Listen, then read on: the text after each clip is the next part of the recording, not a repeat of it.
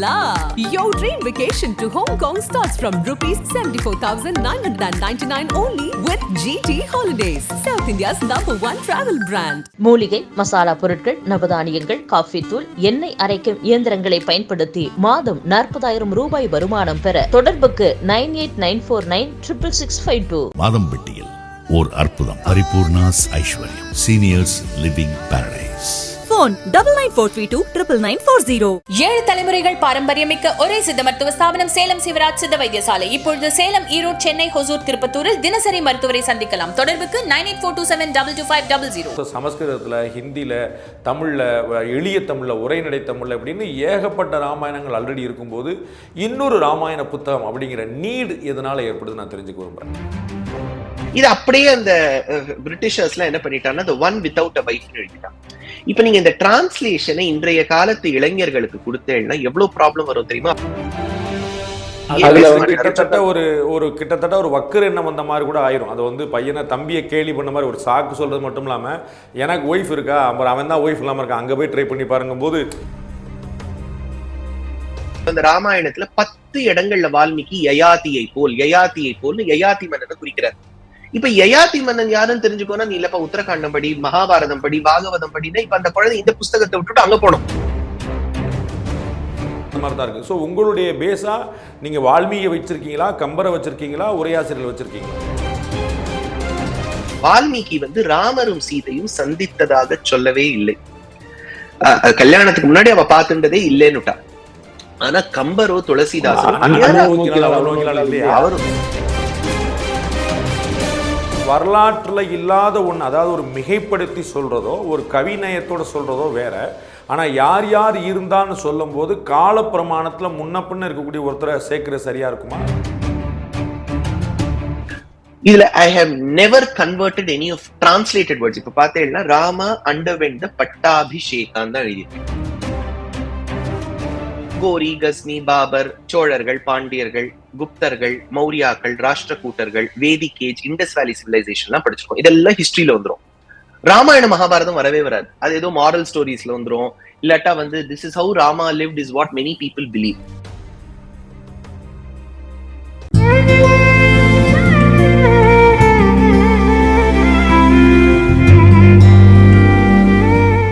வணக்கம் அன்பு நண்பர்களை, மீண்டும் உங்களை சந்திப்பதில் மிகுந்த மகிழ்ச்சி. திரு துஷ்யந்த் ஸ்ரீதர் ஆன்மீக உலகத்துக்கு மிகவும் பரிச்சயமான ஒரு பிரமுகர். அவருடைய சேவைகள், அவருடைய பிரவச்சனங்கள் இந்த ஆன்மீக உலகத்தில் நிறைய இளைஞர்களை, குழந்தைகளை பெரியவர்களை ஈர்த்து கொண்டிருப்பதை பார்க்கிறோம். அவர் ஒரு பன்முகத்தன்மை கொண்ட பல முயற்சிகளை எடுத்துக்கொண்டிருப்பதை நாம் பார்க்கிறோம். நாட்டிய நாடகங்கள் அரங்கேற்றுவதாக இருக்கட்டும், சினிமா தயாரிப்பதாக இருக்கட்டும், அப்படி அடுத்த தலைமுறை எங்கே இருக்கிறதோ அங்கே நாம் போய் முன்னே நிற்க வேண்டும் அப்படிங்கிற அவருடைய முயற்சி மிகவும் கவனத்துக்குரியது. அப்படி ஒரு முயற்சியாக சமீபத்தில் நீங்கள் கவனிச்சிருப்பீங்க. அவர் ராமாயணத்தை ஆங்கிலத்தில் முதல் தொகுப்பாக வெளியிட்டிருக்கார். மொத்தம் 2 தொகுப்புகளை வெளியிட திட்டமிட்டிருக்கிறார். அந்த நிகழ்ச்சியில் பங்கேற்கக்கூடிய பாக்கியம் எனக்கும் கிடைத்தது. திரு குருமூர்த்தி உட்பட பெரிய மகனியர்கள்லாம் கலந்து கொண்டிருந்தார்கள். அந்த புத்தகம் வெளியீடு ஒரு வெளியீடாக மட்டும் முடியாமல் கூடவே ஒரு சர்ச்சையும் சேர்த்து கொண்டே வந்தது. ராமனுடைய வாழ்க்கையிலேயே சர்ச்சை உண்டு அப்படிங்கும்போது, அவருடைய கோவிலையும் சர்ச்சை அப்படிங்கும்போது ராமாயணம் எழுதிட்டு அப்படி சர்ச்சை இல்லாமல் தப்பிச்சிட முடியுமா அப்படின்னு கேள்வி வருது. இது தொடர்பாக நம்மோடு பேசுவதற்காக அந்த புத்தகம், அதனுடைய பின்னணி உள்ளிட்ட பல்வேறு விஷயங்கள் தொடர்பாக பேசுவதற்காக நம்முடைய திரு துஷ்யந்த் ஸ்ரீதர் அவர்களே இருக்கிறார். அவருடன் பேசுவது நிறைய பேசலாம். வணக்கம். நமஸ்காரம். நமஸ்காரம். வணக்கம். முதல்ல சில கேள்விகளில் எனக்கே ஒரு பெரிய கன்விக்ஷன் இருக்குது. இருந்தாலுமே அதை நான் உங்கள் மூலமாக தெரிஞ்சு கொள்ள விரும்புகிறேன். அந்த முதல் கேள்வி ஒய் ராமாயணா அப்படிங்கிறது. நம்ம பார்க்குறோம், இதை கண்ணில் நேரில் பார்த்து அந்த காலத்திலேயே வாழ்ந்து 16 லட்சணங்கள் கொண்ட அந்த மனிதன் யாருன்னு நாரதர் கேட்க வால்மீகி பதில் சொல்ல, அப்படிப்பட்ட வால்மீகி கேட்க நாரதர் பதில் சொல்ல, அப்படி ஒரு ஒரு கான்வர்சேஷனாக நடந்த அந்த ராமாயணத்தை வால்மீகி ராமன் காலத்திலேயே எழுதியிருக்காரு பார்க்குறோம். பின்னாடி தொடர்ந்து நம்முடைய சக்கரவர்த்தி திருமகன்னு மதிப்பிற்குரிய ராஜகோபாலாச்சாரியர் எழுதினதாகட்டும், கம்பநாடுடைய வள்ளலுடைய ஆச்சரியமான பாசுரங்கள் கூடிய அந்த ராமாயணம் ஆகட்டும், இப்படி துளசிதாசர் ஹிந்தியில் பார்க்கணும். ஸோ சமஸ்கிருதத்தில், ஹிந்தியில், தமிழில், எளிய தமிழில், உரைநடை தமிழில் அப்படின்னு ஏகப்பட்ட ராமாயணங்கள் ஆல்ரெடி இருக்கும்போது இன்னொரு ராமாயண புத்தகம் அப்படிங்கிற நீடு எதனால் ஏற்படுது நான் தெரிஞ்சுக்க விரும்புகிறேன். பாண்டிஜி, முதற்கண் ராமன் ராமாயணம்ங்கிறது ஒவ்வொரு ஆஸ்திகருக்கும் ஒவ்வொரு ஹிந்துவுக்கும் சனாதன தர்மத்தை சார்ந்த ஒவ்வொரு அன்பருக்கும் ரொம்ப ஒரு close to the heart. Hanuman வந்து திறந்தே காமிச்சார், நம்மளால அப்படிலாம் காமிக்க முடியாது. பட் ஆனா அவ்வளவு ஒரு முக்கியமான ஒரு கிரந்தம். அப்படி இருக்கும்போது வால்மீகி நடந்ததை அப்படியே சொன்னவர். இதிகாசம்னாலே அது ஹிஸ்டரி, அது எப்படி நடந்திருக்கோ அப்படியே சொல்லிவிட்டார். ஆனா அதுல ஒரு சில லிமிடேஷன்ஸ் இருக்கு. ஒண்ணு சம்ஸ்கிருதத்துல இருக்கு, ரெண்டாவது 24,000 ஸ்லோகங்கள். சோ இப்போ வந்து நம்ம ஒரு யங்ஸ்டரை இப்ப கூப்பிடுறோம்னா அவங்களோட அட்டென்ஷன் ஸ்பேனே ரொம்ப கம்மி. சோ இப்ப நான் வந்து 24,000 ஸ்லோகம் படிங்கன்னு சொன்னா அது கொஞ்சம் கஷ்டம், படிக்கிறவா இருப்பா. But that will be a small minority. Majority பீப்புளால 24,000 ஸ்லோகங்கள் அப்படியே உட்கார்ந்து பாராயணம் பண்றதோ புரிஞ்சுக்கிறதோ படிக்கிறதோ கொஞ்சம் கஷ்டம். ரெண்டாவது, இப்ப அதனுடைய சாரத்தை எடுத்து காலகட்டத்துக்கு ஏத்த மாதிரி கம்பரோ துளசிதாசரோ எழுதியிருக்கா. அதுவும் பார்த்தேன்னா இப்ப கம்பர் ஒண்ணு கம்மி பாடல் இல்ல, 10,348 பாடலோ என்னவோ. அந்த தமிழும் வந்து இந்த காலத்து இப்ப கண்ணும் கண்ணும் நோக்கியா, கொள்ளை கொள்ளும் மாஃபியா, கேப்புச்சினோ காஃபியா, சோஃபியானா இப்ப கம்பர் வந்து வெய்யோன் நொழி தன்மேனில் விரிஜோதியில் மறைனா பல பேர் கேட்டுடுற தமிழான்னு கேட்டுடுறான். அந்த அளவுக்கு அவர் எழுதியிருக்கிறது அட்டகாசம், ரொம்ப பியூட்டிஃபுல். பட் ஆனா இன்றைய காலகட்டத்துல நம்ம இருக்கக்கூடிய ஒரு இளைஞரை நாம் பார்க்க வேண்டும், கவனிக்க வேண்டும். மூணாவது பாண்டேஜி, இப்போ ஸ்ரீமத் ராமாயணத்தை வால்மீகி தொகுக்கும் போதே அதை வந்து ஒரு ப்ரோசா கொடுக்காமல், அதை கட்டுரையாக எழுதாமல் காவியமா கொடுத்திருக்க. இப்ப காவியமா கொடுக்கும்போது அதிசயோக்தின்னு சிலது இருக்கும், அதாவது மிகைப்படுத்தி சொல்லுதல். அதே மாதிரி சில இடங்கள்ல 2 வரிக்கு நடுவுல இருக்கக்கூடிய அர்த்தங்கள், ஆங்கிலத்துல சொல்லுவோம் ரீடிங் பிட்வீன் த லைன்ஸ். இந்த மாதிரி விஷயங்கள்லாம் வியாக்கியாத்தாக்கள் பண்ணியிருக்கா, உரையாசிரியர்கள் பண்ணியிருக்கா. 6 பிரமுகமான உரையாசிரியர்கள், அதுக்கும் முன்னதாக பல பேர் இருந்திருக்கா. அந்த கிரந்தங்கள்லாம் நமக்கு கிடைக்கல. ஒரு 2 இன்ஸ்டன்ஸ் டக்குன்னு சொல்லிவிடுறேன். இப்ப பாருங்க, தசரதர் வந்து அக்னி புருஷன் கொடுத்த பாயசத்தை டிஸ்ட்ரிபியூட் பண்றார். அதுல பட்ட மகிழ்ச்சியா இருக்கக்கூடிய கௌசல்யாக்கு 50% கொடுக்கிறார். அப்புறம் ஒரு 25% சுமித்ராக்கு கொடுக்கிறார். 12% கைகேய்க்கு கொடுக்கிறார். இப்போ பானுபக்தாச்சாரியர் நேபாளியில சொல்லும் போது, பாயசுக்கே அனுசாரிலே தோ பிரேம படுத்தே கயோ, பாயசம் கொடுத்த விதத்தில் தானே அன்பு பெருகி கொண்டு போனது. அப்படின்னா முதல்ல கௌசல்யாக்கு ராமர் பிறந்து அடுத்ததாக சுமித்ரைக்கு லக்ஷ்மணன் பிறந்திருக்கணும் அந்த ஆர்டர்ல பார்த்தா. ஆனா அப்படி இல்லை.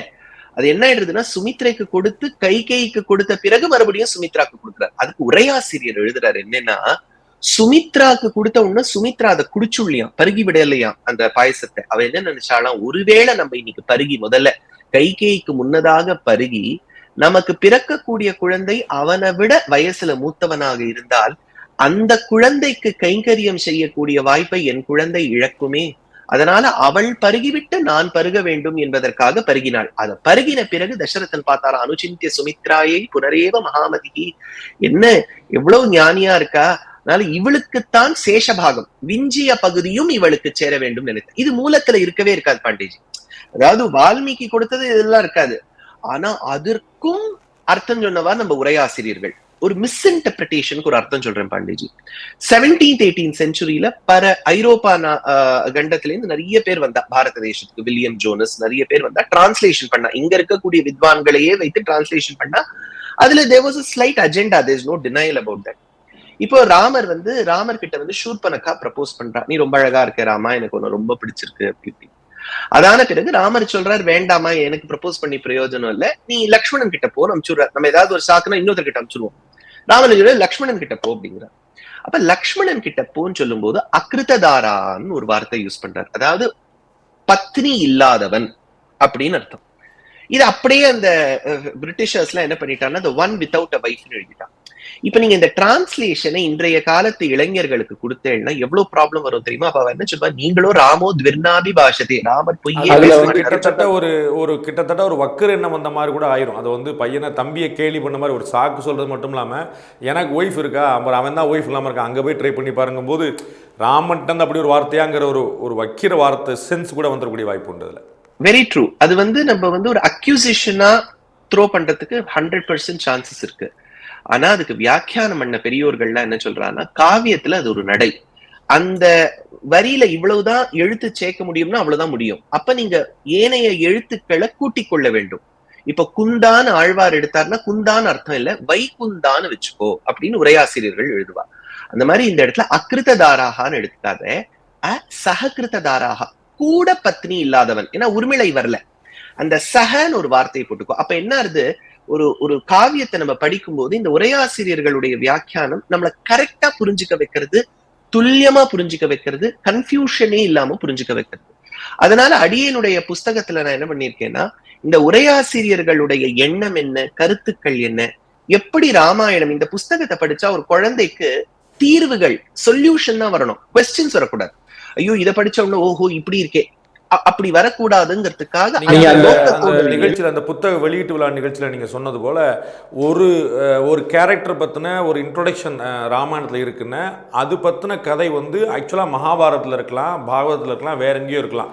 அப்போ இந்த ஒரு பேர் வருதே, அது என்னன்னு தெரியாமல் இருக்குமே அப்படிங்கும்போது அந்த கதை என்னங்கிறது இங்கேயே சேர்த்து கொண்டு வரும் மூலமா அந்த கேள்விக்கான பதிலும் அந்த இடத்துல வந்துருதுங்கிறது உங்களுடைய புத்தகத்தோட முயற்சியா இருக்கு. நிச்சயமா பாண்டிஜி. ஏன்னா இப்ப நீங்க யோசிச்சு பாருங்க, இப்ப ரீடிங் ஹேபிட் கொஞ்சம் நன்னாவே குறைஞ்சிடுத்து இளைஞர்கள் மத்தியில. நீங்க ஒரு 10 to 40 பார்த்தேன்னா everybody is hook to their cellphone. So reading habit குறைஞ்சிடுத்து. செல்போன்ல புத்தகம் படிக்கலாம், கிண்டல்ல படிக்கலாம் வேற, ஆனா அவ படிக்கிறாளா இல்லையான்னு தெரியல. அப்ப ரீடிங் ஹேபிட் குறையும் போது நான் ஒரு ராமாயணத்தை கொடுத்துட்டோம். அந்த ராமாயணத்துல 10 இடங்கள்ல வால்மீகி யயாதியை போல் யயாதி மன்னனை குறிக்கிறார். இப்ப யயாதி மன்னன் யாருன்னு தெரிஞ்சுக்கோனா, நீ இல்லப்பா உத்தரகாண்டம் படி, மகாபாரதம் படி, பாகவதம் படினா, இப்ப அந்த குழந்தை இந்த புஸ்தகத்தை விட்டுட்டு அங்க போனோம். So this is not the way you encourage a youngster. ஒரு யங்ஸ்டருக்கு நீங்க ஒரு புஸ்தகத்தை கொடுத்துட்டு இப்பெல்லாம் கெஞ்ச வேண்டியதா இருக்கு, எப்படியாவது படிப்பான்னு. அப்ப நீங்க இன்ஃபர்மேஷனை அதுக்குள்ள இன்சர்ட் பண்ணி வைக்க வேண்டியதா இருக்கு. நீங்க சொன்ன மாதிரி அதுவும் ஒரு நோக்கம். ஒரு புஸ்தகத்தை கொடுத்துட்டு இன்னொரு 10 புஸ்தகத்தை வாங்க வச்சு அந்த குழந்தை அதை படிச்சு திரும்பி இதுக்கு வருது, இதெல்லாம் கஷ்டம், இல்ல நடக்காத காரியம். ஏன் பண்ணக்கூடாதா, இது நல்லதுதானே, ஏன் இளைஞர் அதெல்லாம் பண்ணலாம், பட் ஆனா பண்ண மாட்டான்னு எனக்கு தெரியும், நான் இவ்வளவு பழகினதுனால. So the objective was to make it simple for the youngsters without any ambiguity. எந்த ஒரு சந்தேகம், நிசந்தேகமாக அவர்கள் படிக்க வேண்டும் என்பதற்காக ஏற்பட்ட ஒரு அந்த இதில் திரு ராஜகோபாலாச்சாரியார் மாதிரி வந்து அதை டைல்யூட் பண்ணி அதோடைய க்ரக்ஸை மட்டும் சொல்லி எல்லாம் வரி வரியாக சொல்கிறேன்னு கிளம்பாமல், நீங்கள் சொன்ன மாதிரி யயாதிங்கிற ஒரு கேரக்டர் கொண்டு வரணுமா, அதெல்லாம் வேண்டாம், அந்த க்ரக்ஸ் ஆஃப் த ஸ்டோரி வந்து இது. ஸோ தசரதன் தான், ராமர் இருந்தால், சீதை இருந்தால், வனவாசம் போனாங்க, ராவணன் வந்தான் அப்படின்னு இந்த கதையை எப்படி மட்டும் கொண்டு போனால் போதுங்கிற மாதிரி இருக்கா? இல்லாட்டி வால்மீகியை தழுவி, எப்படி இப்போ கம்பரில் நம்ம பார்க்குறோம் 99% வந்து வால்மீகியை தழுவி தான் அவர் பண்ணியிருக்கிறாரு. நம்ம தமிழ் கலாச்சாரம் உட்பட சில 2-3 விஷயங்கள் ஆட் ஆன் இது பண்ண தவிர 99% இந்த மாதிரி தான் இருக்குது. ஸோ உங்களுடைய பேஸாக நீங்கள் வால்மீகியை வச்சிருக்கீங்களா, கம்பரை வச்சிருக்கீங்களா, உரையாசிரியர்கள் வச்சிருக்கீங்களா? இப்போ மற்றவர்கள், இப்போ கம்பர் கூட வாங்கரும் பாதம் நீட்டி வகுத்த வால்மீகி என்பான்னு வால்மீகியை தான் குறிக்கிறார். எனக்கு இன்ஸ்பிரேஷன் வால்மீகிங்கிறார். துளசிதாசரும் வால்மீகிங்கிறார். வால்மீகி கிரி சம்பூதா ராமசாகர காமினி. தேசிகன் எடுத்தேன்னா வசுதா ஸ்ரோத்ர ஜன்மா, அதாவது பூமாதேவியின் செவிஸ்தானத்திலிருந்து பிறந்த வால்மீகியே, வல்மீகத ஸ்ரவணத்தோ, எல்லாரும் ஃபிங்கர்ஸ் பாயிண்ட் பண்றது Valmiki. Valmiki is like the hero. ஆனா இப்ப கம்பருடைய பாடல் என் மனசுல இருக்கும். ஏன் நான் சொல்றேன் கேளுங்க. வால்மீகி வந்து ராமரும் சீதையும் சந்தித்ததாக சொல்லவே இல்லை. கல்யாணத்துக்கு முன்னாடி அவ பார்த்துட்டதே இல்லைன்னுட்டா. ஆனா கம்பரோ துளசிதாசரோ அவரு அந்த பாடல் அப்படியே ஊறி இருக்கு. அது பியூட்டிஃபுல் மொமெண்ட் பாண்டேஜி. கம்பராமாயணம் படிக்கும் போது அந்த ராமர் சீதையை பார்க்கறதும், அந்த அருணாச்சல கவிராயர் காருலாவும் சீருலாவும் மிதிலையில் கன்னிமாடம் தனி முன்னே நின்றவர் யாரோ இவர் யாரோ அப்படிங்கிறார். சோ இந்த பகுதியை நான் சேர்த்திருக்கேன். அது இப்ப வால்மீகிய மட்டும் நான் தழுவிந்தேன்னா அது வந்திருக்காது. ஆனா இது கம்பருடைய இது ஒண்ணு தப்பு கிடையாது. இப்போ ராமரும் சீதையும் முன்னாடி பார்த்துன்றது ஒரு பெரிய அபச்சாரமோ குற்றமோ கிடையாது. அதுக்கு பல்வேறு ஆச்சாரியர்கள் என்ன சொல்றாங்கன்னா, ஆபஸ்தம்ப சூத்திரப்படி கண்ணும் நோக்கி விட்டால் ஜாதகம் கூட பார்க்க வேண்டாம். அதனால அவ கண்ணே கலந்த பிறகு நம்ம அப்புறம் என்னத்த ஜாதகத்தை பார்த்து என்ன பிரயோஜனம். சோ நான் இதை சேர்த்திருக்கேன். இப்போ துளசிதாசர் வந்து பாதுகா பட்டாபிஷேகம், பரதன் வரான் ராமர் கிட்ட சித்திரக்கூட்டத்துல பாக்கிறதுக்கு, ராமானி மறுபடியும் அயோத்திக்கு திரும்ப வேண்டும். அப்ப ராமர் மறுத்துடுறார். துளசிதாசர் என்ன பண்ணிருக்காருன்னா, விஸ்வாமித்ரர், ஜனகர் அவள்லாம் வராளாம் கூட பரதனோட ராமரை கன்வின்ஸ் பண்றதுக்கு. நான் அதையும் சேர்த்து அத்ரி மகரிஷியும் சேர்த்திருக்கேன். காரணம் என்னன்னா, அந்த பாதுகையை எழுந்தருளை பண்ணி கொண்டு பரதன் போறார். அந்த பாதுகா பிரபாவத்தை பத்தி எவ்வளவோ வருடங்களுக்கு பிறகு, நமக்கு ஒரு 750 வருடங்களுக்கு முன்னாடி உலகத்துக்கு சொன்னவர் வேதாந்த தேசிகன்கிற ஆச்சாரியன். 3 மணி நேரத்துல 1008 ஸ்லோகம் பாதுகா சகஸ்திரம்னு எழுதியிருக்காரு. அவருடைய தந்தையார் விஸ்வாமித்ர கோத்திரம், தாயார் வந்த வழி வந்து ஆத்ரேய கோத்திரம், அத்ரி மகரிஷி. அதனால இப்போ ஜனகர் கொடுத்தது எனக்கு ரொம்ப சுலபமா போயிடுது. அதனால விஸ்வாமித்ரரும் இருந்தார், அத்ரியும் இருந்தார் அப்படின்னு சொன்ன போது அந்த பாதுகா பிரபாவம் சொல்றது ஈஸியா இருந்தது. சோ அதாவது நம்ம பெரியோர்கள் சொன்ன நடந்த வழியில வரலாற்றுல இல்லாத ஒண்ணு, அதாவது ஒரு மிகைப்படுத்தி சொல்றதோ ஒரு கவிநயத்தோட சொல்றதோ வேற. ஆனா யார் யார் இருந்தான்னு சொல்லும் போது கால பிரமாணத்துல முன்ன பின்ன இருக்கக்கூடிய ஒருத்தரை சேர்க்கிற சரியா இருக்குமா? அப்படி அத்ரி அப்படி இருந்தாரான்னு எனக்கு தெரியல, அங்க இருந்தாரா, வால்மீகிகள் அப்படி இல்லைன்னு புரிஞ்சுக்கிறேன் நீங்க சொன்னது மூலமா. பட் அந்த இடத்துல அத்ரி இருந்தாருன்னு வரும்போது, அதாவது ஒரு ஹிஸ்டாரிக்கலா நம்ம ஒரு பேரை சேர்க்கும் போது அது கால பிரமாணத்துல குழப்ப, அவர் எப்ப வந்தாரு இவ எப்ப வந்தாரு அப்படி ஒரு குழப்பம் வந்துடாதா? நான் 3 கேரக்டர் சொன்னேன், ஜனகர், விஸ்வாமித்ரர், அத்ரி. ஜனகர் சீதையுடைய தந்தையார், அதனால அவர் வரலாம் அப்படிங்கிறது துளசிதாசருடைய ஒரு நோக்கம். ஜனகர் வரலாமே. விஸ்வாமித்ரர் பாலகாண்டத்துல ராமருடைய கல்யாணம் வைக்க இருந்தவர். இதே சித்திரக்கூட்டம், ராமர் எந்த சித்திரக்கூட்டத்துல இருந்தாரோ அதுல இருந்து ஒரு ஃபியூ மைல்ஸ் தள்ளி, அதற்கு தெற்கே ஒரு ஃபியூ மைல்ஸ்ல அத்ரி அனசூயா ஆசிரமம். ஏன்னா ராமர் இந்த பாதுகா பட்டாபிஷேகம் முடிச்ச அடுத்த சர்க்கத்திலேயே அத்ரி ஆசிரமத்துக்கு போயிடுறார். அனசூயா தேவி ஆபரணங்கள் கொடுக்கிறா. அப்ப வந்து இப்போ ஒரு பெரிய ஆசிரமத்துல அத்ரி மகர்ஷி இருக்கிறார். அத்ரி மகர்ஷி இருக்கார், அனசூயா இருக்கா. அந்த கால பிரச்சனை இல்ல, அப்ப அந்த காலகட்ட நான் என்ன நினைச்சிட்டேன் தப்பா புரியுங்க. ராமகிருஷ்ண மடத்துல போய் பாத்தீங்கன்னா ராமகிருஷ்ண மடத்துல ராமகிருஷ்ணர் இருக்கணுங்கிற அவசியம் இல்ல, அவர் அன்னைக்குல இருந்திருப்பார்.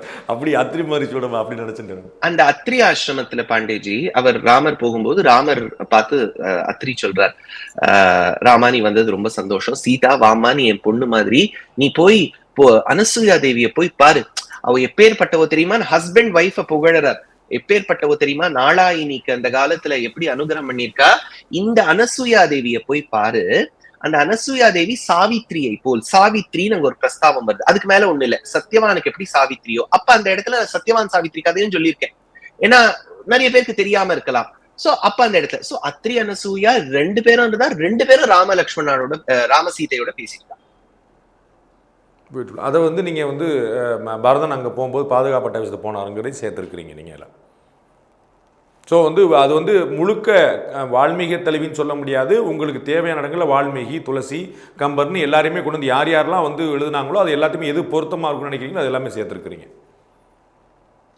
கரெக்ட். ஆமா பாண்டிஜி. ஏன்னா வந்து இப்ப இந்த நீங்க சொன்ன ஆச்சாரியர்கள் எல்லாம் இளைஞர்கள் படிப்பாளான்னு தெரியல, அதனாலதான் நான் என்னோட ப்ரிஃபேஸ்லயே போட்டிருக்கேன், எனக்கு வந்து இன்ஸ்பிரேஷனா இருந்தவர்கள் வால்மீகிலேருந்து அந்த 6 வியாக்கியாத்தாக்கள்ல இருந்து கிட்டத்தட்ட ஒரு 75 பேரை போட்டிருக்கேன். இவ்வளவு பேரும் இந்த புஸ்தகத்துல இருக்கா, ஏதோ ஒரு விதத்துல இருக்கா, அவ்வளவுதான். சோ இப்ப நீங்க வந்து இளைஞர்கள் தனியா இந்த புஸ்தகத்தை வாங்கி படிச்சா வசதி, அப்படி படிக்காம போயிட்டாலும் அதனுடைய சாரம் இந்த புஸ்தகத்துல கிடைக்கும், அவ்வளவுதான். அதே மாதிரி நம்ம பார்க்குறோம், இந்த புஸ்தகம் வந்து ஒரிஜினலாக கிளம்புனது சான்ஸ்கிரிட்டில் கிளம்புனதை பார்க்குறோம். நம்ம தமிழ்நாட்டில் பிரசித்தமாக இருக்கிறது கம்பராமாயணம், ஹிந்தி வேர்ல்டு ஃபுல்லாக அந்த பெல்ட் பூரா தெரியுது துளசிதாசர்.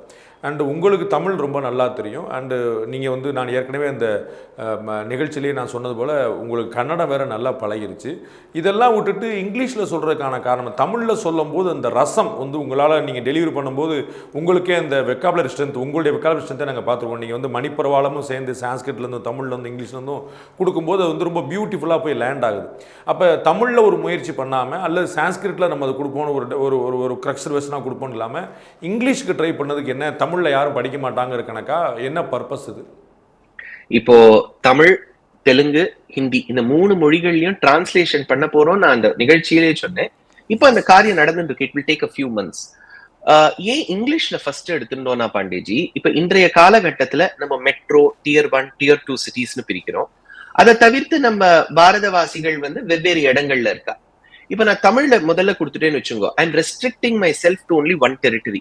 இப்ப இங்கிலீஷ்னா கொஞ்சம் எல்லா இடத்துலயும் பரவி இருக்கு. இது வந்து நம்ம ஒரு விஷயம், நம்ம சண்டை போட்டது இப்போ இங்கிலீஷ்ல எப்படின்னா, இங்கிலீஷ்ங்கிறது ஒரு மொழி, ஆங்கிலேயர்களுக்கும் த இங்கிலீஷ் தான் பேரு.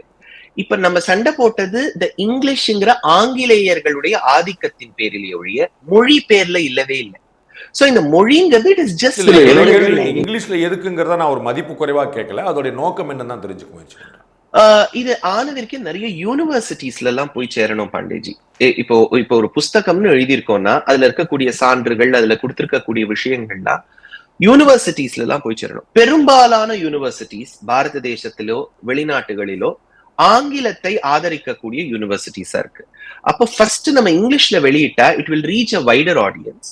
அப்புறம் நம்ம ரீஜன் வைஸ் ஸ்பெசிபிக்கா போலாம். இப்ப தமிழர்கள் தமிழ்ல படிச்சா இன்னும் நன்னா இருக்கும் அப்படின்னு நினைக்கலாம். தெலுங்கு, ஏன்னா தெலுங்கு தேசத்துல ராமபக்தி அவ்வளவு, அதனால அவர்கள் படிக்கலாம். இதை பத்தின ஒரு இன்ட்ரோடக்டரி புக்கா இது இருந்துச்சுன்னா நாளைக்கு தேவைப்படுறவங்க கம்பராமாயணத்தையோ வால்மீகி ராமாயணத்தையோ மூல புத்தகங்களை நோக்கி போறதுக்கு ஒரு இன்ஸ்பிரேஷனா இருக்கும்னு நினைக்கிறீங்க? நிச்சயமா. எனக்கு வந்து ஒரு ரொம்ப ஒரு லாங் டேர்ம் கோல் இது அரபிக்ல வரணும். ஏன்னா மிடில் ஈஸ்ட்ல இருக்கக்கூடியவர்களுக்கும் இது இந்த புஸ்தகத்துல ஒரு மதம் ஜாதி அதெல்லாம் எதுவுமே இல்லையே. ஒருவர் வாழ்ந்த வாழ்க்கையிலேருந்து நம்ம என்ன கருத்துக்கள் எடுத்துக்கலாம், அது யார் வேணாலுக்கும் போய் சேரலாமே. சோ அரபிக்ல இருந்துதானே எவ்வளவு கண்ட்ரிஸ், நீங்க அரேபியன் பெனின்சுலா, ஈரான், ஈராக் எவ்வளவு இடத்துக்கு போகும் அப்படின்னு ஒரு ஆசை. ஆனா இதெல்லாம் வந்து லாங் டேர்ம் விஷன். இப்ப முதல்ல நம்ம தமிழ் தெலுங்குக்கு வழி பார்ப்போம், அப்புறம் அங்க பார்க்கலாம். ஸோ இங்கிலீஷில் உங்களுக்கு அந்த பர்பஸ் சால்வ் ஆச்சு நீங்கள் நினைக்கிறீங்களா? அது வந்து நீங்கள் அன்னைக்கே சொன்னீங்க கிட்டத்தட்ட 9500 புக்குக்கு மேலே வந்து ப்ரீ பிரிண்ட்டே வந்து புக்காக இருக்குது அப்படின்னு. அதற்கு பிறகான இந்த கட்டம் வரைக்குமான அந்த ரிசப்ஷன் எப்படி இருக்குது அந்த புக்குக்கு? ஜென்ரலி இப்போ ஒரு 1 மந்த் எண்டில் தான் கொடுப்பா. நம்ம ஜூன் 22 வெளியிட்டோம். இப்போ வந்து ஒரு 18-19 நாள் ஆயிருக்கு. It would have easily touched 20,000 plus copies. I'm just assuming. ஏன்னா எனக்கு எக்ஸாக்ட் நம்பர் தெரியல. ஜூலை எண்டில் எனக்கு தெரிய வரும். It should have touched 20,000 or even more. இது நம்பர் அப்படிங்கறது ஒண்ணு. இப்போ ஒருத்தர் புஸ்தகம் வாங்கினான்னா அவர் மட்டும் படிப்பாருங்கிறது இல்ல. அதுல என்ன ஆகும்னா ரீடபிலிட்டி கோஷன்ட் ஒண்ணு இருக்கு. அம்மா படிக்கலாம், அப்பா படிக்கலாம், குழந்தை படிக்கலாம். ஒரு 4 பேஜ் படிச்சுட்டு வச்சுடலாம். சோ இது எவ்வளவு பேர் காப்பீஸ் இவ்வளவு வித்திருக்கு, ஆனா எவ்வளவு பேர் இதை படிச்சிருப்பா, எவ்வளவு பேர் இதை படிக்க போறா தெரியல. அதுதான் என்னோட குறிக்கோள். இப்போ ஒரு புஸ்தகம் வித்துதுன்னா குடும்பத்துல இருக்கக்கூடிய 4 பேர்ல 3 பேராவது படிக்கணும்.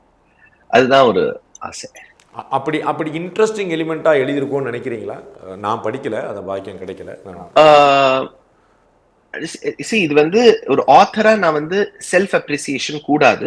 பட் அடியன் வந்து பாண்டேஜி இப்போ ஒரு 13-14 வருஷமா உபன்யாசம் சொல்லி வரேன். முன்னாடி நிறைய நாவல்ஸ் இங்கிலீஷ்ல படிச்சிருக்கேன். என்னோட ஃப்ரெண்ட்ஸ் எல்லாம் நாவல்ஸ் படிக்கிறாங்க. அவகிட்ட கேட்பேன், நீங்க என்ன படிச்சுருக்கேன்னு பார்த்தா I have to note their style. அவளுக்கு எந்த ஸ்டைல் பிடிச்சிருக்குன்னு நான் பார்க்கணும். இப்போ ஒண்ணுமே இல்லை பாண்டேஜி. இப்ப நான் இந்த இவ்வளவு உரையாசிரியர் ஆஹா ஓஹோன்னு, இதை விட பிரமாதமா பவுண்டரீகபுரம் ஆசிரமத்துல இருக்கக்கூடிய பரவாக்கோட்டை ஆண்டவர்னு ஒரு சுவாமி யதியா இருந்தார். Super intelligent. அவர் ராமபிரானை கற்போம்னு ஒரு 6-7 வால்யூம் போட்டார். அதை படிச்சா போறோம், அவ்வளவு ரசத்தை பிரிஞ்சு கொடுத்துருவார். முன்னெல்லாம் யாராவது என்ன கேட்பா, எந்த ராமாயணம் வாங்கி படிக்கட்டும், நான் வந்து வாயை திறந்தாலே ராமபிரானை கற்போம் அதை வாங்கி போவேன். ஆனா அதுல ஒரு ப்ராப்ளம் என்னன்னா, அவர் ரொம்ப டீடைல்டா போய் அந்த நடை எப்படி இருக்கும்னா, இப்போ ஒரு விஷயத்தை எக்ஸ்பிளைன் பண்றாருன்னா வள்ளுவர் இப்படி கூறுகிறார் அப்படின்னு அந்த குறளை எடுத்து குறளை எக்ஸ்பிளைன் பண்ணி அது ஒரு உபன்யாசத்தை நீங்க வந்து ஒரு புஸ்தகமா கன்வெர்ட் பண்ணா எப்படி இருக்கும், அப்படி இருக்கும். ஆனா இளைஞர்களுக்கு they may not prefer that style. அவளுக்கு அப்படியே ஒரு நாவல் மாதிரி போகணும் அந்த கதை. அப்படியே ஒரு அந்த இப்போ பொன்னியின் செல்வன்லாம் எப்படி ஃபேமஸ் ஆச்சு, அப்படியே அந்த உரை அந்த த்ரில் எலிமெண்ட் இருக்கணும். அதனால நான் ஒரு சாப்டர்லயும் யோசிக்கணும், ஓஹோ எந்த எலிமெண்ட்ல முடிக்கிறது, எப்படி ஆரம்பிக்கிறது. சோ இது ஒரு சினிமாட்டோகிராஃபி, ஸ்கிரீன் பிளே அந்த மாதிரி யோசிக்க வேண்டியதா இருக்கு. ராமாயணமா இருந்தாலும் வந்து கிட்டத்தட்ட நாவல் ஸ்டைல்ல தான் பண்ணிருக்கீங்க. Completely that you absolutely right. இது நாவல் ஸ்டைல்ல தான் இருக்கு. ஏன்னா வந்து அந்த ஒரு 10 to 35, 40 அந்த ஏஜ் குரூப் எப்படி இருந்தாலும் பாண்டேஜி 40-45 வயசு 50 வயசுக்கு மேல இருக்கக்கூடியவா ராம பக்தியில இதை கட்டாயம் படிப்பா. ஆனா இந்த 10 to 40 இருக்கு பாருங்க, அத ஈர்க்கிறது தான் கொஞ்சம் கஷ்டம். அதையே மனசுல வச்சுட்டு ஒரு சாப்டரையும் யோசிச்சு ஏன்னா இப்ப I am not basically writer, நான் வந்து பேச்சாளி. ஆனா பேசுற மாதிரியும் எழுதக்கூடாது. அது எழுதுறதுக்குன்னு ஒரு சைலி இருக்கு, எழுதுறதுக்குன்னு ஒரு வார்த்தை இருக்கு. அப்புறம் நான் எல்லாத்தையுமே இன்னொரு விஷயம் Pandeyji before we go next, இதுல I have never converted any of translated words. இப்ப பார்த்தேன்னா ராமா அண்டர்வென்ட் த பட்டாபிஷேகம் தான் எழுதியிருக்கேன், கொரோனேஷன் எழுதல. ஏன்னா நமக்கு நம் கலாச்சாரத்தின் வார்த்தை இப்போ நீங்க இங்கிலீஷ்ல புரியுங்கிறதுக்காக படிச்சாலும் அந்த வார்த்தைகள்லாம் நான் டிரான்ஸ்லேட்டே பண்ணல. இப்ப பிரகிருத்தினா பிரகிருத்தின்னு தான் வச்சிருக்கேன். இப்ப ராஜகுமாரன்னா ராஜகுமாரன் தான் வச்சிருக்கேன், பிரின்ஸ்ன்னு நான் மாத்தல. இப்ப வந்து ராஜகுமாரினா பிரின்சஸ்னா ராஜகுமாரின்னு தான் வச்சிருக்கேன், ராணின்னு வச்சிருக்கேன், குவீன்னு சொல்லல அந்த இடத்துல.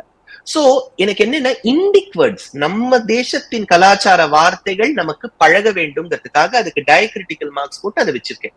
அதுக்கு எக்ஸ்பிளனேஷன் இருக்கு. அப்படி இருந்தால்தான் நம் வார்த்தைகள் பழகும். சில வார்த்தைகளை நம்ம டிரான்ஸ்லேட் பண்ணா அந்த அர்த்தமும் வராது. அதனால அப்படியே அந்த வார்த்தையை வச்சிருக்கேன். அந்த குழந்தை அது ரீடபிலிட்டியில பழகி போயிடும் பாண்டேஜி. அது படிக்க படிக்க படிக்க அப்படியே எல்லாருக்கும் வந்துடும். அது ஒன்றும் கஷ்டம் கிடையாது. அதுதான் நம்பிக்கையும் கூட. நம்ம கேஷவ் அவர்களுடைய அற்புதமான ஓவியங்கள், அந்த ரேப்பருடைய பிக்சர் உட்பட திரு கேஷவ் அவர்களுடைய அற்புதமான படங்கள், அது வந்து அந்த பாவம் அது எப்படி கொடுக்கும் அப்படின்னா அது வந்து அப்படியே ரசமாக சொட்டும், அது மாதிரி அந்த மாதிரி கொடுக்கக்கூடிய ஓவியங்கள், அதை நம்ம புரிந்து கொள்ள உபாசனா அவர்களுடைய ஓவியங்களும் பயன்படுத்தப்பட்டிருக்கு. இந்த 2 ஓவியங்களுக்குமான வித்தியாசம் நீட் 2 பேரை பயன்படுத்த நார்மலாக பார்த்தீங்கன்னா ஒரு ஆத்தர், ஒரு புக்கு, ஒரு பிக்சர்ஸ், அது எதர் ஃபோட்டோ ஆர் டிராயிங் அந்த மாதிரி இருக்கும். இதில் 2 பேர் பயன்படுத்திருக்கீங்க. What is the difference, what is the purpose? அதுவும் ஒரு லேர்னிங் தான். ஏன்னா இப்ப இளைஞர்களுக்கு கொஞ்சம் பிக்டோரியலா இருக்க வேண்டியதா இருக்கு, எல்லாமே கொஞ்சம் பிக்சர்ஸ். இப்ப அமர் சித்திர கதாவே ஒரு காலகட்டத்துல ஃபேமஸ் ஆனதுக்கு காரணமே என்னன்னா ஒரு பேஜ்லயும் ஒரு 4 போர்ஷன் இருக்கும் பிக்சர்ஸ். அப்போ அவ்வளவு பிக்சர்ஸ் போட்டா இப்ப பப்ளிஷராலையும் காஸ்ட் அஃபோர்ட் பண்ண முடியாது. அப்படியே பெருசா டிக்ஷனரி மாதிரி போச்சுன்னா அவர் எப்படி பப்ளிஷ் பண்ணுவார்? சோ இப்ப நாங்க என்ன பண்ணோம்னா, இப்ப நான் எழுத கேஷவ் அனுப்பேன். கேஷவ்க்கு ஒரு ருட்டீன் இருக்கு, காத்தால எழுந்து தியானம் பண்ணுவார். தியானம் பண்ண ஃபர்ஸ்ட் வரைஞ்சிருவார். சோ இப்போ அவர் வந்து என்ன பண்ணுவாருன்னா, இப்போ அந்த ஒரு இப்ப நான் ஒரு சாப்டர் அனுப்புறேன்னு வச்சுக்கோங்க, அந்த சாப்டரை படிச்சுட்டு எந்த பகுதி இதுல டெபிக்டபிளா இருக்கு, ஒரு ஸ்டோரிய சொல்லணும். இப்போ சில சாப்டர்ஸ்க்கு அவர் சொல்லிட்டாரு என்கிட்ட, சார் இதுக்கெல்லாம் நான் வந்து வரைய முடியாது, இதுக்கெல்லாம் ஸ்டோரி எல்லாம் ஒண்ணும் ஒரு ஸ்டோரி போர்டுன்னு இல்லை. சோ நான் சில சாப்டர்ஸோ அவர் மொத்தமா வரைஞ்சது 108 சாப்டர்ல 60 பிளஸ் பெயிண்டிங்.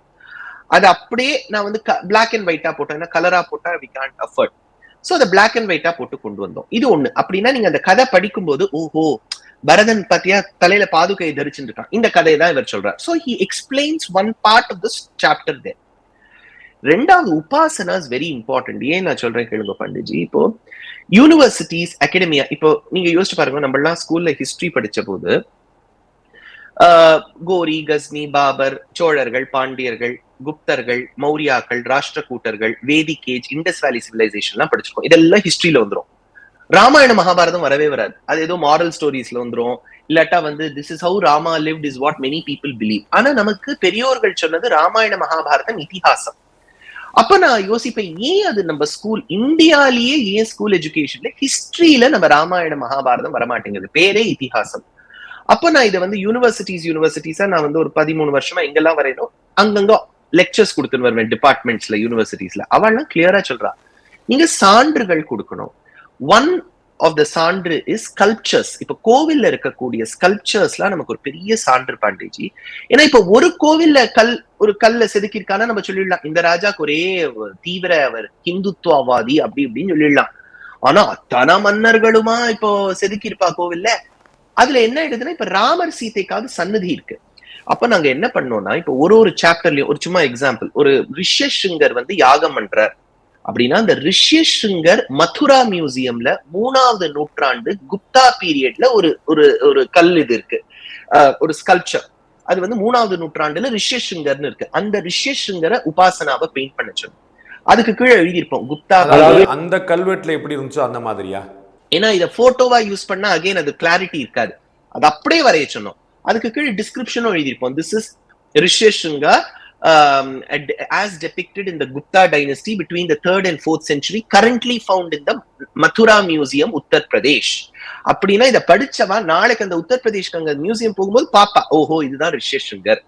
இப்போ தசரதர் வந்து பாயசத்தை டிஸ்ட்ரிபியூட் பண்றார், 3 பத்னிகளுக்கும் டிஸ்ட்ரிபியூட் பண்றார். ஹசாரா ராமா டெம்பிள்னு 16வது நூற்றாண்டு நம்ம விஜயநகர மன்ன சாம்ராஜ்யத்துல அது ஒரு கல்லுல அவர் எப்படி டிஸ்ட்ரிபியூட் பண்றாருன்னு இருக்கு. தசரதர் அவர் வந்து இறந்த பிறகு ராமனும் இல்லை, லக்ஷ்மணனும் இல்லை. பிறகு பரதன் வருகின்றான். பரதன் வந்து அந்திம சம்ஸ்காரம் பண்றான் தசரதருக்கு. அந்த ஃபியூனரல் ப்ரொசஷன்ல தசரதரை தூக்கின்னு போறா.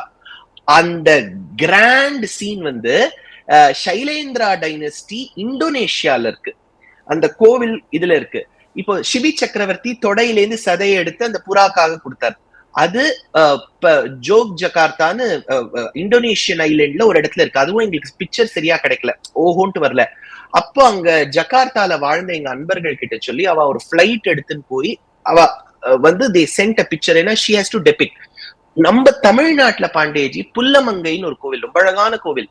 சோழர்களுடைய, நான் சொல்றது 1100 வருஷத்துக்கு முன்னாடி. நீங்க அந்த பேனலை பார்த்தீங்கன்னா கோவிலுக்கு கீழே தம்மாத்துண்டு ஒரு பெண்ணுல பாதி இத்துணுண்டுதான் இருக்கும் அந்த பேனல். அதுல ராமர் மாரீச்சன் சுபாகுவ யுத்தம் பண்ற திருஷ்யம் இருக்கு. அது அப்படியே எடுத்து போட்டிருக்கோம். சோ இந்த மாதிரி ஒரு 60 பெயிண்டிங். காரணம் என்னன்னா, ஒன்னொன்னுக்குள்ளே நாங்க டைம் பீரியட் எழுதியிருப்போம்.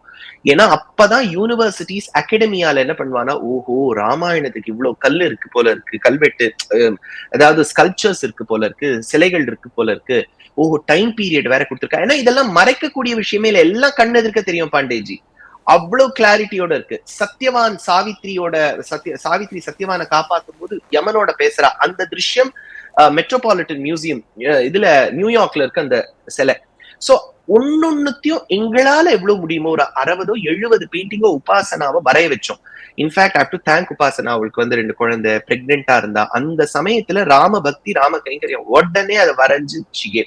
சோ இதெல்லாம் பாயிண்ட் என்னன்னா, இந்த ஸ்கல்ப்சர்ஸ் மூலமா இப்ப நாளைக்கு யாரும் நீ என்ன கதை மட்டும் எழுதியிருக்க, இதெல்லாம் எங்க நடந்திருக்கு தெரியுமான்னு கேட்க கூடாது. நாளைக்கு இன்னொருத்தர் இந்த புஸ்தகம், இப்ப நானோ இல்ல நீங்களோ இல்ல இன்னும் 40 வருஷம் 50 வருஷம் அதுக்கப்புறம் யாரும் இருக்க மாட்டோம், அப்பவும் இந்த புஸ்தகத்துல இருக்கக்கூடிய கல்வெட்டு ஆதாரமாக இருக்க வேண்டும். பாரு இந்த இடத்துல இருக்கு, நீ எப்படி இல்லைன்னு சொல்ற, அதுக்காக அந்த ஸ்கல்ப்சர்ஸ் எல்லாம் எடுத்துக்காங்க. அதுதான் அந்த இன்ஸ்கிரிப்ஷன்ஸ் எல்லாம் உள்ள கொண்டு வந்ததுக்கான பர்பஸும் கூட. ஆமா, இன்ஸ்கிரிப்ஷன் அது என்னன்னா பாண்டிஜி, இப்போ ஒண்ணுமே இல்லை. இப்ப ராம ஜென்ம பூமின்னு ஒரு கேஸ் நடந்தது. நம்ம போய் இதுதான் ராமர் பிறந்த இடம்னு சொன்னோம். இப்போ நம்ம கோர்ட்ல போய் நான் நம்புகிறேன் என் ஆச்சாரியன் சொல்லியிருக்கார் ராமர் இங்கதான் பிறந்தாருன்னு சொன்னா கோர்ட்ல ஏத்துக்கவே மாட்டான். They want evidence. அந்த எவிடன்ஸ் ப்ரொடியூஸ் பண்ணாதான் கோர்ட்ல செல்லும். இப்ப கிருஷ்ண ஜென்ம பூமி கேஸ் கோர்ட்ல இருக்குன்னு வச்சுக்கோ, நாங்க போய் கண்ணன் பிறந்தார், ஆழ்வார் வண்ணமாடங்கள் சூர் திருக்கோட்டியூர்னு எடுத்திருக்காரு, இதெல்லாம் அங்க செல்லாது பாண்டேஜி. இதெல்லாம் லிட்ரரி எவிடன்ஸ் செகண்டரி. ஆனா நமக்கு கல்வெட்டு ஆதாரங்கள் ரொம்ப முக்கியம். அதுல நான் என்ன பண்ணேன்னா, அடியனுடைய ரொம்ப ஆப்தர், I respect him a lot, T S. Krishnan பேர். அவர் ஹைதராபாத்ல இருக்க, நீங்க கூட நீங்க பார்த்திருப்பேன். அவர் வந்து நிறைய கல்வெட்டுல எல்லாம் ஆராய்ச்சி பண்றார். நாங்க என்ன பண்ணோம், உடனே கசக்குடி, வேள்விக்குடி, திருவாலங்காடு, சிர்பூர், இந்த மாதிரி ஒரு 20 இடத்துல கிடைச்சிருக்கக்கூடிய செப்பேடுகள், copper plate and stone inscriptions ஆராய்ச்சி பண்ணி, ஏன்னா அந்த ராஜா இதெல்லாம் சொல்லியிருக்கலாம், நான் இவனுக்கு 4 ஆடு கொடுத்தேன், இவனுக்கு நான் மாடு கொடுத்தேன், இவனுக்கு நான் இதை கொடுத்தேன், இதெல்லாம் சொல்லியிருப்பார். அதுல நடுவுல ஒரு வரி வரும், ராமன் பிறப்பதற்கு பூர்வம் தசரதர் எப்படி பாயசத்தை விநியோகம் செய்து கொடுத்தாரோ அது போல் அப்படின்னு ஒரு கல்வெட்டு இருக்கும். உடனே நாங்க அந்த கல்வெட்டு எடுத்து 8ஆம் நூற்றாண்டு கல்வெட்டில் தசரதன் எப்படி பாயசத்தை டிஸ்ட்ரிபியூட் பண்ணார். இப்ப திலீபன் ஒரு ராஜா, ராமருக்கும் முன்னாடி தசரதருக்கும் முன்னாடி இருந்த ராஜா, பிரதாபோ திலீபகான், ரொம்ப பெரிய ராஜா. அந்த ராஜாவை பத்தி ஒரு சோழ ராஜா வந்து ஒரு கல்வெட்டுல எடுக்கிறோம். சிபி சக்கரவர்த்தியை பத்தி ராஜேந்திர சோழன் கல்வெட்டுல இருக்கு.